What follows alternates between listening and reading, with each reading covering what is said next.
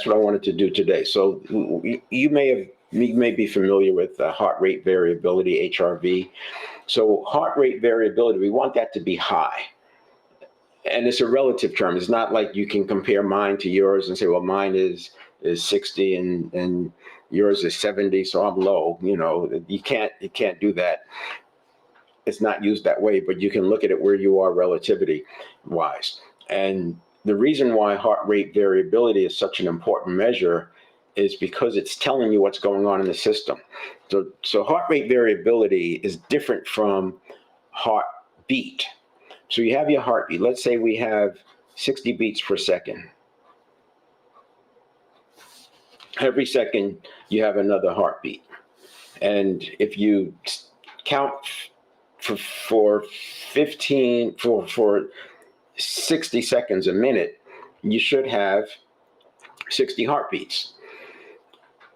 But if you check at 10 seconds or 15 seconds or 20 seconds, you may not have 10, 15, or 20 respectively.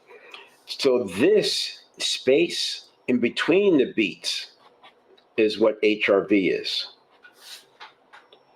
And it's measuring how much variability you have. Now, the way I use this in layman's terms, I would say that if you are anxious, if you're nervous, if you're in fight or flight, your heart rate is beating as fast as it can in that moment because of the tension. So you have no variability. It's like if I'm going as fast as I can, there's no room for variability. But when I'm relaxed and my body is adjusting to what's coming in and I've got that flexibility, then I can have the variability in here. So that's the way I look at HRV.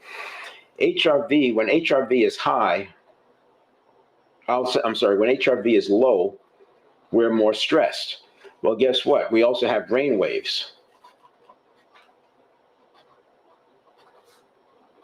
And when we're in beta brainwave, it's synonymous with being stressed. You know, alpha brain waves, you're meditating, you get into alpha and maybe even theta. Those are relaxed states.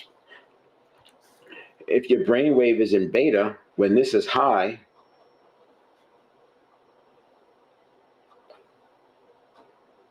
stress is high. So they're in sort of reverse, they're inverse. When heart rate is low, your stress, I should say, I don't want to call it your stress, your susceptibility to being stressed out is higher. And when beta brain waves are high, your susceptibility to being stressed out is higher. So we don't want HRV low and we don't want beta high unless we're in a situation that we want it high. We want the HRV to be higher, and there's a direct correlation between HRV and willpower.